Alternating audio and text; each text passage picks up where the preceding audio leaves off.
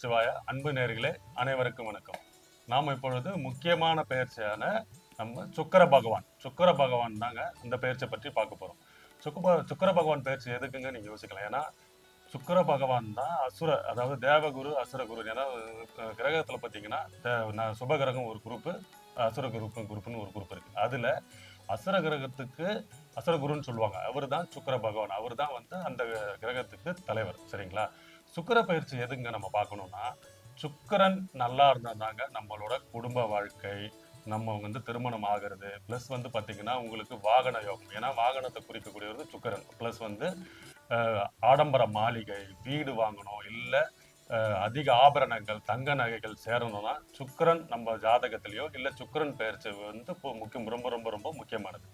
எதுக்குன்னா சுக்கிர பகவான் தான் வந்து பாத்தீங்கன்னா உங்களுக்கு ஒரு உயர்ந்த நிலையை, அதாவது இருக்கிற திசையிலேயே பாத்தீங்கன்னா நிறைய நீங்க கேள்விப்பட்டிருப்பீங்க. உங்க ஜாதகத்துல இந்த தசை நடக்குதுங்க, சூரிய தசை நடக்குது, எனக்கு குரு தசை நடக்குது, ராகு தசை நடக்குது, நிறைய திசையெல்லாம் இருக்கும்.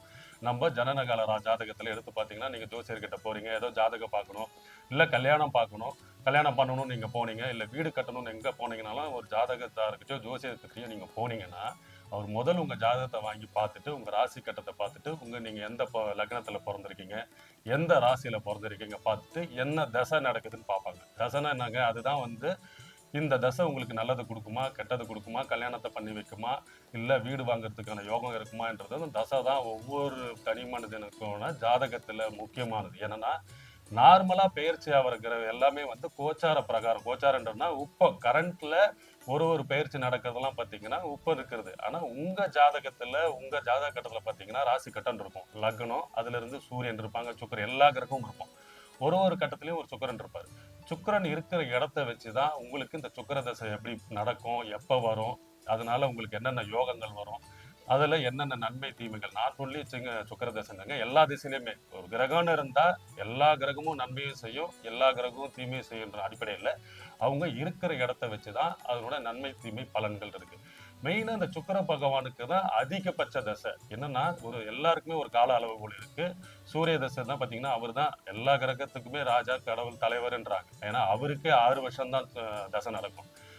சனி பகவானுக்கு பாத்தீங்கன்னா 19 வருஷம். ஆனா சுக்கிர பகவானுக்கு தான் 20 வருஷங்க.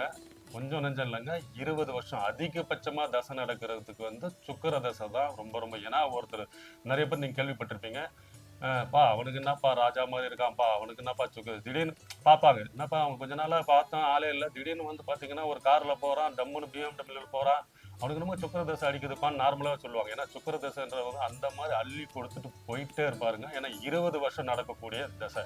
ஸோ ஒருத்தருக்கு கல்யாணத்தை குறிக்கிறது என்னன்னா, ஒரு பையன் இருக்கான் வீட்டில், அவருக்கு பொண்ணு பார்க்குறீங்கன்னா உங்களோட கலஸ்தரக்காரன்னு சொல்லுவாங்க. ஸோ பையனுக்கு வந்து பொண்ணு பார்க்கணும்னா சுக்கிரனோட அமைவிடம், சுக்கிரன் எங்க ஸ்ட்ராங்கா இருக்காரு, எந்த இடத்துல இருக்காரு, உங்க மனைவி எப்படி இருப்பாங்க, மனைவியோட குணநலங்கள் எல்லாமே சுக்கிரனை வச்சு நம்ம ப்ரிடிக்ட் பண்ணிடலாம். அதே மாதிரி மனைவி, அதாவது பெண்கள் ஜாதகத்துல கல்யாணம் ஆகிறதுக்கு யாரை பார்ப்பாங்கன்னா செவ்வாயை பார்ப்பாங்க. அதனால இப்போ நம்ம சுக்கிர பெயர்ச்சி ரொம்ப ரொம்ப முக்கியம்.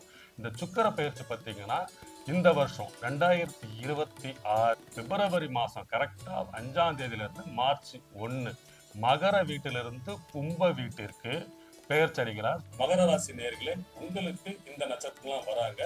விசாகம் 4ஆம் பாதம், கேட்டை 1, 2, 3, 4ஆம் பாதம், அனுஷம் 1, 2, 3, 4 பாதங்கள். இந்த நட்சத்திரங்கள்லாம் உங்க ராசிக்குள்ள வராங்க.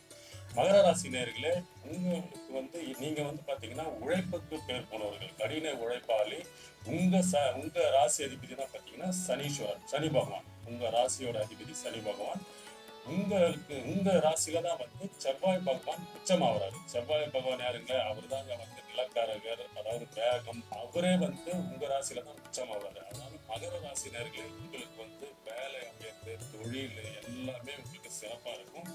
உங்களுக்கு இந்த சுக்கிர பகவான் சுக்கிர பகவானோட பயிற்சி எப்படி இருக்குன்னு பார்ப்போம். குடும்பத்தில் இருந்து வந்த ஏகப்பட்ட பிரச்சனைகள், ஏற்கனவே இருந்த கணவன் விட இருந்த பிரச்சனைகள் எல்லாமே தீரும். ஏன்னா அவர் தான் வந்து பாத்தீங்கன்னா உங்களுக்கு 5க்கு அதிபதி ரிஷப ராசியில சுக்கிரன் வந்து 5க்கு அதிபதி. அவர் வந்து 2ஆம் வீடாக கும்ப வீட்டுக்கு வராருங்க. கும்ப வீட்டுக்கு வரும்போது என்னங்க பண்ணாரு, உங்களுக்கு ஏற்கனவே, ஏன்னா 2ஆம் இடம்ன்றது உங்களுக்கு வந்து குடும்பஸ்தானம், வாக்குஸ்தானம், அதுவும் இல்லாம தனக்காரகர். இப்போ 5க்கு அதிபதி யோகாதிபதி வந்து 2ஆம் இடத்துக்கு வரும்போது உங்களுக்கு குடும்ப ரொம்ப நீண்ட நாளாக இருந்த கணவன் முற்றிலும் விலகுங்க. திருமணத்துக்காக முயற்சி பண்றீங்க, திருமணம் ரொம்ப நாளா பார்த்துட்டு இருக்கீங்க, திருமணமே நடக்கலைங்க, இல்ல கல்யாணமே ஆகலைங்கன்ற நிலைமையில இருந்தீங்கன்னா இந்த மாதம் உங்களுக்கு அது கைகூடும். முக்கியமா பார்த்தீங்கன்னா, குடும்பத்தில் இருந்த ஏகப்பட்ட அந்நியர்களால் இருந்த தலையீடெல்லாம் உங்களுக்கு விலகி, உங்களுக்கு குடும்பத்தில் இன்பச் சூழ்நிலை, இன்பமா இருக்கிற நிலைமை உங்களுக்கு வருங்க. அதுவும் இல்லாம பார்த்தீங்கன்னா, 5ஆம் அதிபதி வந்து யோகாதிபதி. அவரு தான் இப்ப 2ஆம் இடத்து வரதுனால உங்களுக்கு வந்து புதிய முன்னேற்றம். ஏன்னா 5க்கு அதிபதி 2ஆத்துல வரும்போது புதிய புதிய வேலைகள், புதிய புதிய முன்னேற்றங்கள். ஏன்னா ரொம்ப நாளாவே வந்து நான் கஷ்டப்பட்டுருங்க, 7.5 சனி போயிடுச்சு, 7.5 சனினால நாங்க பட்ட கஷ்டம்லாம் இப்படி இருந்ததுங்க, நல்ல காலம் பொறக்கும்னு சொல்லிட்டே இருக்காங்க. ஆனா எதுவுமே நடக்கலையே என்ற யோசிச்சுட்டு இருக்க மகர ராசி நேயர்களுக்கு இந்த சுக்கிர பெயர்ச்சி உங்களை வந்து அடுத்த கட்ட நிலைமைக்கு கொண்டு போகுங்க.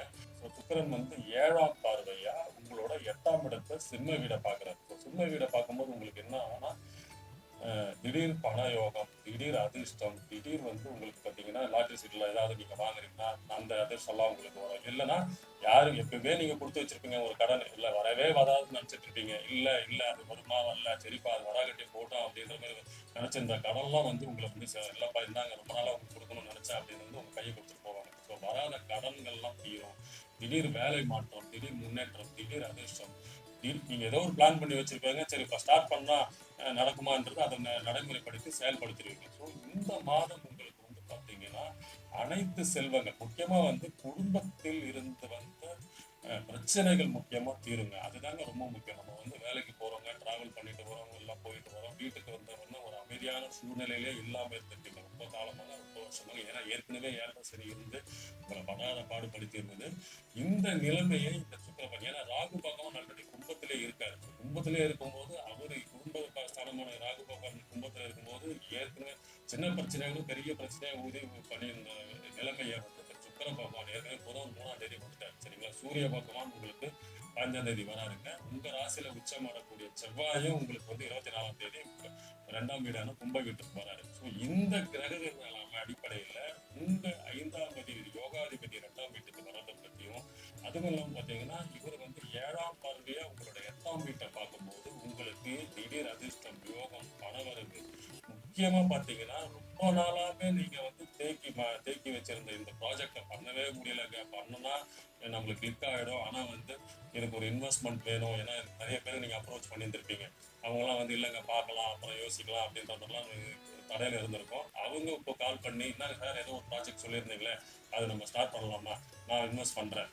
காசுக்காக நீங்க கேட்டவங்களாம் வேணாம்னு சொல்லுவாங்க, இப்போ நான் இன்வெஸ்ட் பண்றேன் வாங்க நம்ம ஸ்டார்ட் பண்ணலாம். அப்புறம் வந்து பாத்தீங்கன்னா வெளிநாட்டு தொடர்பு, இல்லை சப்போஸ் ஃபாரின் போகணும், இல்லை வெளியூருக்கு போகணும், மாணவர்கள் வந்து படிக்கணும், இல்லை வெளிநாட்டில் போய் உயர்கல்வி பண்ணணும், பதவி எல்லாமே உங்களுக்கு இந்த சுக்கிரன் பகவான் வந்து அனைத்து முயற்சிகளும் கொடுத்து வெற்றி பெற வைப்பார். குடும்பத்தில் மகிழ்ச்சி இன்பம் கூடுங்க.